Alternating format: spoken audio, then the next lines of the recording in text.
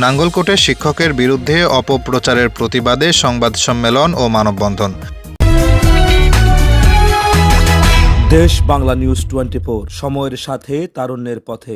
কুমিল্লার নাঙ্গলকোটের মৌকরা দারুস সুন্নাত কামিল মাদ্রাসার সিনিয়র শিক্ষক ও দিনিয়া মাদ্রাসা অধ্যক্ষ মাওলানা আনোয়ার হোসেনের বিরুদ্ধে অপপ্রচারের প্রতিবাদে বৃহস্পতিবার সকাল 9:30টায় মাদ্রাসা অফিস কক্ষে সংবাদ সম্মেলন অনুষ্ঠিত হয়। একই দিন সকাল 10টায় মাদ্রাসা প্রাঙ্গণে মানববন্ধন করে মাদ্রাসা শিক্ষার্থীরা। সংবাদ সম্মেলনে বক্তব্য রাখেন মৌকরা কামিল মাদ্রাসা অধ্যক্ষ মাওলানা রফিকুল ইসলাম, উপাধ্যক্ষ মাওলানা ইউসুফ মজুমদার, সিনিয়র শিক্ষক মাওলানা আনোয়ার হোসেন, দারুস সুন্নাত ওয়ালিয়া কমপ্লেক্স ট্রাস্টি বোর্ড সদস্য অজিউল্লাহ ভূঁইয়া, মহিলা মাদ্রাসা সুপার মাওলানা আব্দুল খালেক। মানববন্ধনে বক্তব্য রাখেন মাদ্রাসার অনার্স দ্বিতীয় বর্ষ শিক্ষার্থী আবু বকর, আলিম দ্বিতীয় বর্ষ শিক্ষার্থী নজরুল ইসলাম নাহিদ। মৌকরা মাদ্রাসার সিনিয়র শিক্ষক মাওলানা আনোয়ার হোসেন সংবাদ সম্মেলনে বলেন, বিরুদ্ধে আনিত যে কাল্পনিক অভিযোগ সে বিষয়ে আমার অবস্থান। আমি মোহাম্মদ আনোয়ার হোসেন, সিনিয়র শিক্ষক মৌকরা দারুস সুন্নাত কামিল মাদ্রাসা। প্রতিহিংসার কারণে কামিল মাদ্রাসার সাবেক এবং বর্তমান ছাত্র পরিচয়ে কয়েকজনের প্ররোচনায় সোশ্যাল মিডিয়ায় আমাকে জড়িয়ে মিথ্যা কাল্পনিক যে প্রপাগান্ডা চালিয়ে যাচ্ছে, আমি তার তীব্র প্রতিবাদ করছি। তাদের মিথ্যা অভিযোগের চ্যালেঞ্জ করে উপজেলা প্রশাসনের কাছেও ইতিমধ্যে আবেদন করেছি। যদি তাদের কোনো অভিযোগ থেকেও থাকে তাহলে যথাযথ কর্তৃপক্ষের মাধ্যমে আমার কৈফিয়ত চাওয়া তাদের অধিকার ছিল, কিন্তু আমার জানা মতে সে প্রক্রিয়ায় না গিয়ে হাটবাজারে কথা বলা এবং সংবাদ সম্মেলন মানববন্ধন করে উপজেলার স্মারকলিপি প্রদান, এটি মূলত কোনো বিষয়ের যৌক্তিক সমাধানের ইচ্ছা নয়, বরং ব্যক্তিগতভাবে আমার ইমেজ ক্ষুণ্ণ করার একটি চক্রান্ত। আমি এর নিন্দা করছি এবং এসব কল্পিত অভিযোগের যে কোনো ধরনের শুনে নিতে প্রস্তুত আছি। ছাত্র শিক্ষকদের উপর কোনো ধরনের টর্চার, ক্ষমতার অনধিকার চর্চা অথবা কোনো ধরনের দুর্নীতির সাথে আমার সংশ্লিষ্টতা নেই। আমি এর প্রতিবাদ করছি। আমি 1996 সালে মরহুম পীর সাহেবের আমলে এই মাদ্রাসায় শিক্ষকতা আরম্ভ করি। আমার শিক্ষকতা যোগ্যতা মাদ্রাসায় কামিল এবং সাধারণে বিএড মাস্টার্স।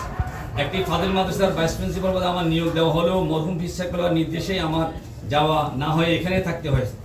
2003 সালে তার জীবদ্দশায় কামিল মাদ্রাসা, দিনিয়া মাদ্রাসা, হিফজখানা, ছাত্রাবাস সব মিলিয়ে দারুস সুন্নাত ওয়ালিয়া কমপ্লেক্স 3205 গঠিত হয়। হুজুর আমাকে কমপ্লেক্স সুপার হিসেবে দায়িত্ব দেন। কমপ্লেক্সের কাগজপত্র আপডেট এবং প্রত্যেক প্রতিষ্ঠানের প্রস্তুতিতে হিসাব গ্রহণ করা আমার দায়িত্ব। মরহুম সুফি আব্দুল মান্নান তখন ক্যাশ রাখতেন।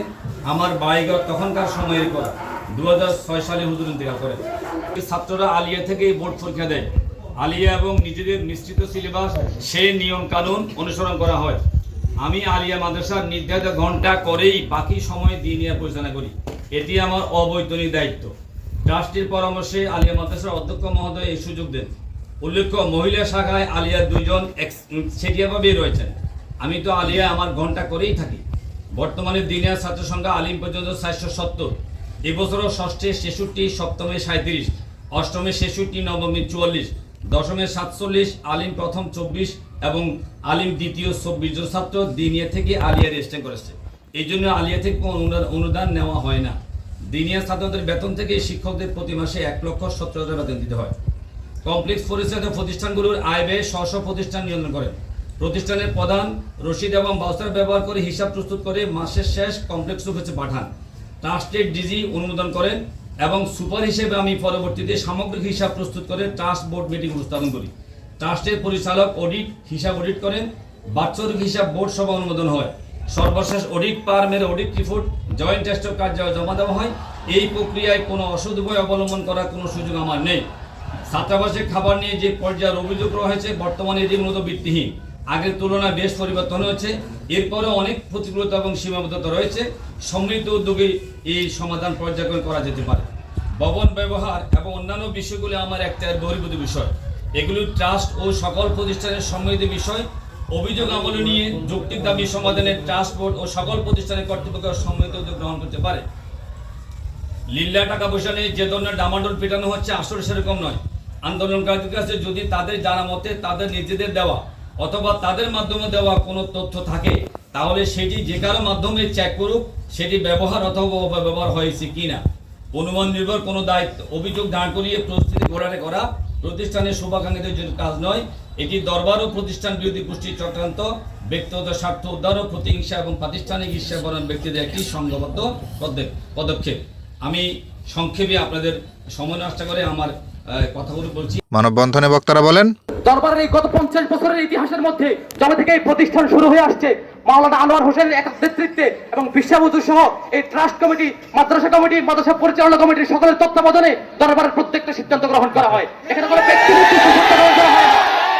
আজকে যারা প্রতিষ্ঠানকে নষ্ট করে দিতে চায়, যারা প্রতিষ্ঠানের স্বার্থ রক্ষা করতে চায়, যারা এই প্রতিষ্ঠানের সুশৃঙ্খল পরিবেশ নষ্ট করে তারা নিজেদের স্বার্থ হাসিল করতে চায়, বিগত দিন থেকে শুরু করে যারা প্রতিষ্ঠানের ভিতরে নিজেদের স্বেচ্ছাচারী সহ শুরু করে নিজেদের অর্থলোভী এবং নিজেদের ব্যক্তি স্বার্থে কর্মকাণ্ড পরিচালনা করছেন, তাদের বিরুদ্ধে আমাদের শিক্ষক ছিল 18 বছর। একমাত্র তাদের এই কর্মকাণ্ডে ব্যাহত হওয়ার কারণে আমাদের শিক্ষকের নামে বাজে মন্তব্য, আপত্তিকর বক্তব্য উপস্থাপন করা হচ্ছে। আমরা বলতে চাই, তাদের 19 দফা দাবির মধ্যে অবশ্যই কয়েকটি দাবি যৌক্তিকতা আছে। ছাত্রদের ছাত্রাবাসের পরিবেশ, ছাত্রদের পানি উন্নয়ন সহ শুরু করে ছাত্রাবাসের অভ্যন্তরীণ যে পরিবেশ, অবশ্যই কর্তৃপক্ষ যথেষ্ট পদক্ষেপ নিয়ে সেই সমস্যাগুলো সমাধান করবে ইনশাআল্লাহ। কিন্তু তারা আমাদের শিক্ষক সহ তারা আমাদের মাদ্রাসার কর্তৃপক্ষের কারো কাছে কোন দাবি উপস্থাপন করে নাই। তারা তাদের দাবি উপস্থাপন করে সামাজিক যোগাযোগ মাধ্যমের মধ্যে, তারা তাদের দাবি উপস্থাপন করেছে সামাজিক যোগাযোগ মাধ্যমের মধ্যে। আমরা উপজেলা নির্বাহী অফিসারের সাথে কথা বলেছি, তিনি আমাদেরকে বলেছেন তাদেরকে আহ্বান করতে, বসার জন্য, কথা বলার জন্য। আমরা বিশেষভাবে সামাজিক যোগাযোগ মাধ্যমে ফিজিক্যাল তাদের সাথে দেখা করেছি, তাদেরকে আহ্বান জানিয়েছি, আপনারা আসুন, বসুন, আপনাদের দাবিগুলো উপস্থাপন করুন। নির্দিষ্ট কমিটি আছে, নির্দিষ্ট বর্গ ব্যক্তিরা আছেন, তারা পর্যবেক্ষণের মাধ্যমে আপনাদের যুক্তি দাবিগুলো পূরণ করার চেষ্টা করবে। কিন্তু তারা জানে, তারা যদি অভ্যন্তরীণ সরাসরি ভিতরে এসে তাদের যৌক্তিক দাবি উত্থাপন করতে চায়, সেখানে অর্ধেকই থাকবে অযৌক্তিক দাবি। এখানে একটা বিষয় স্পষ্ট করে বলতে চাই, সবাই একটু মনোযোগ সহকারে শুনবেন এই পয়েন্টটা। আজকে যেই ইসহাক সহ মালয়েশিয়া থেকে যারা আজকের এই দাবিকে উত্থাপন নষ্ট করছে, মাদ্রাসার ভিতরের পরিবেশ তারা নষ্ট করছে, ফয়সাল সহ এই সমস্ত দুর্নীতিবাজ, এই সমস্ত মানুষদের কালো হাত ভেঙে দেবে ইনশাআল্লাহ। আমি স্পষ্ট ভাষায় বলতে চাই, যারা দরবার নিয়ে কথা বলেন, অতীতে দেখেছি, বর্তমানেও দেখতেছি, অতীতে যারা করেছে তাদের পরনে লুঙ্গি ছিল না। যারা দরবার নিয়ে কথা বলেছে তাদের অস্তিত্ব ছিল না। যারা শিক্ষকের বিরুদ্ধে আঙ্গুল তুলেছে তাদের আঙ্গুল এক জায়গায় ছিল না। এই কথা তুই কি জানিস?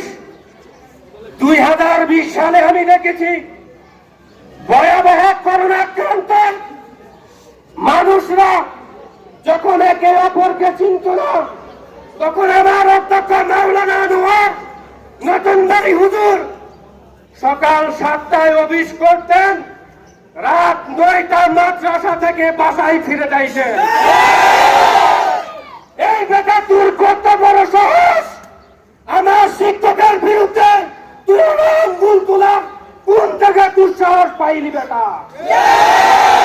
তোরা বললি আনোয়ার সাহেব নতুন বাড়ি হুজুর তোদেরকে টর্চার করেছে, ছাত্রদেরকে টর্চার করেছে, ছাত্ররা সাক্ষী দিচ্ছে কোন ছাত্রকে প্রিন্সিপাল টর্চার করে নাই।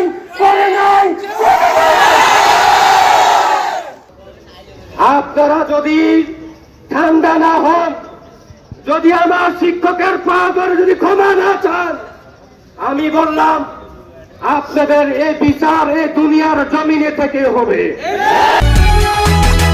দেশ বাংলা নিউজ 24, সময়ের সাথে তারুণ্যের পথে।